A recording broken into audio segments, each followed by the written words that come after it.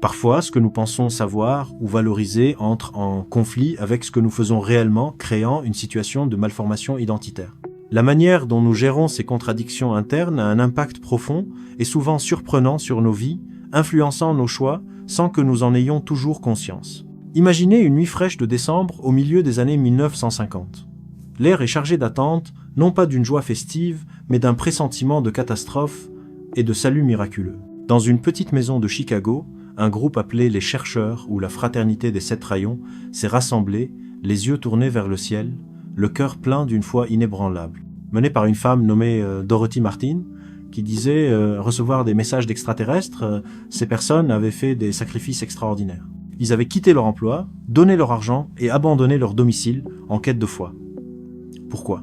Parce qu'ils croyaient, de tout leur être, que le monde tel qu'ils le connaissaient allait bientôt disparaître. Une inondation catastrophique, leur avait-on dit, engloutirait la Terre à l'aube du 21 décembre. Mais pour ces vrais croyants, pour les chercheurs, il y avait une échappatoire, une soucoupe volante de la planète Clarion, descendrait précisément à minuit pour les emmener en sécurité.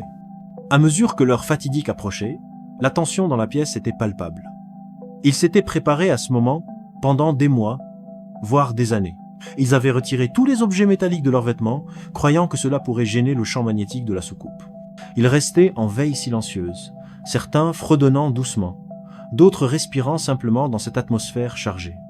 Leur foi était absolue, leur engagement sans faille. Ils attendaient pas seulement, ils étaient prêts pour le déluge, prêts pour les extraterrestres, prêts pour un nouveau départ. L'horloge avançait vers minuit, marquant l'instant de vérité pour leurs convictions profondes. Minuit arriva, puis 1 heure, puis 2. Les heures avant l'aube s'égrenèrent lentement jusqu'au matin.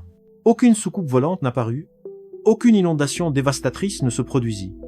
Le monde, à leur grande surprise, resta obstinément, prévisiblement, le même. Imaginez le silence qui dut tomber, le poids lourd de la réalité s'abattant, leurs croyances profondes, les sacrifices consentis, la certitude inébranlable, tout cela confronté à la lumière ordinaire d'un nouveau jour, sans catastrophe. Que penseriez-vous qu'ils fassent ? S'effondrer de désespoir ? Admettre leur erreur ? Se disperser ? Désillusionner ? Et tenter de reconstruire leur vie ? C'est ce que beaucoup supposeraient. Mais ce qui arriva fut vraiment remarquable et profondément contre-intuitif.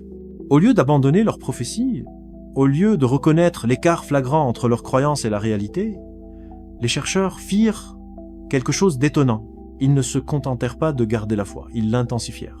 Ils commencèrent à appeler les journaux, prêcher dans la rue et frapper aux portes avec un zèle presque maniaque. Leur message changea légèrement, affirmant que leur foi inébranlable avait en réalité sauvé le monde, que le déluge avait été évité grâce à leurs croyances. Leur conviction, loin de s'effondrer, semblait se renforcer face aux preuves contraires. Cette réaction incroyable, presque illogique, des chercheurs n'échappa pas à tous. Parmi ceux qui observaient ce groupe fascinant se trouvait un brillant psychologue social, Leon Festinger. Lui et ses collègues avaient infiltré la secte, prétendant être membres, désireux de comprendre ce qui se passerait lorsqu'une croyance profonde serait directement confrontée à une réalité indéniable. Ce que Festinger vit ce matin-là bouleversa sa compréhension de l'esprit humain. Les membres de la secte ne se contentèrent pas de digérer silencieusement leur déception.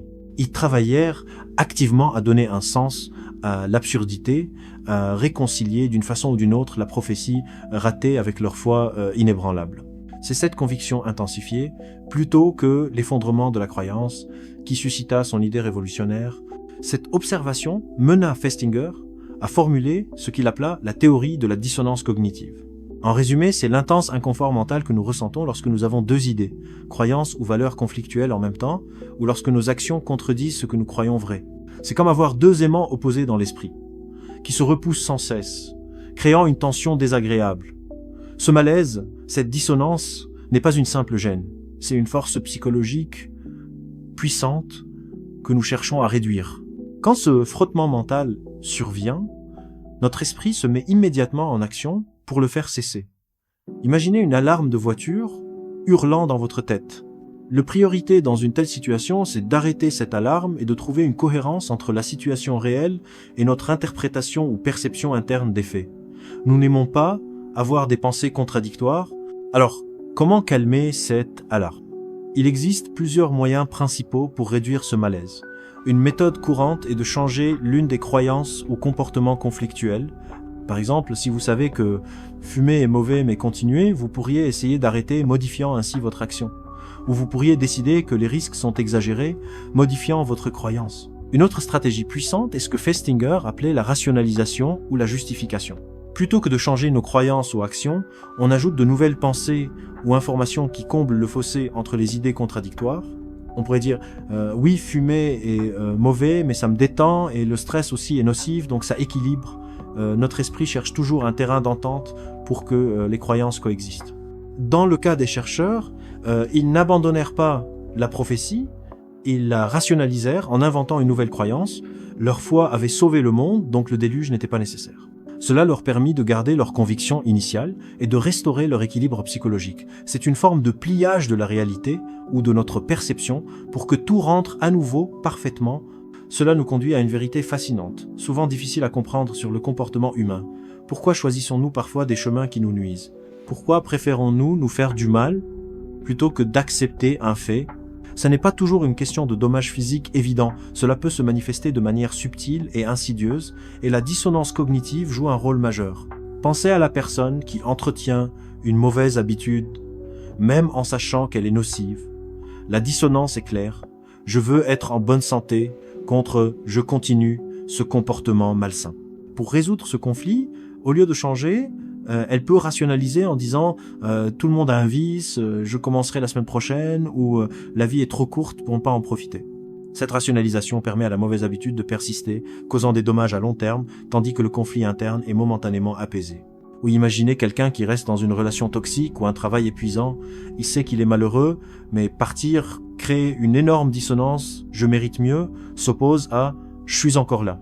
Pour réduire cette gêne, il minimise le négatif, se concentre sur de petits aspects positifs, se blâme ou se convainc qu'il ne peut pas mieux faire. L'esprit construit de vastes justifications pour éviter la douleur immédiate du changement, même si ce changement améliorerait sa vie. Ce n'est pas toujours un choix conscient de souffrir. C'est souvent une tentative automatique de trouver une cohérence interne, même si cette cohérence repose sur une illusion. Notre désir de maintenir une image de soi cohérente, qui peut être de l'ordre de « je suis quelqu'un d'intelligent qui fait de bons choix », peut nous pousser à déformer la réalité quand nos actes ne correspondent pas à cette image.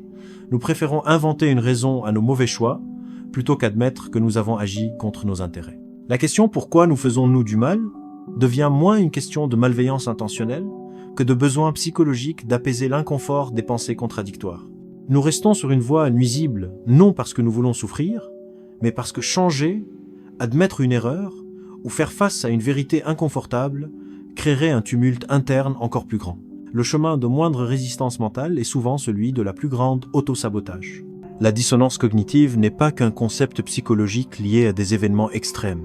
C'est une force constante et subtile dans notre quotidien. Des petites justifications que nous faisons aux décisions majeures qui façonnent notre avenir, notre esprit travaille sans cesse pour maintenir une harmonie interne.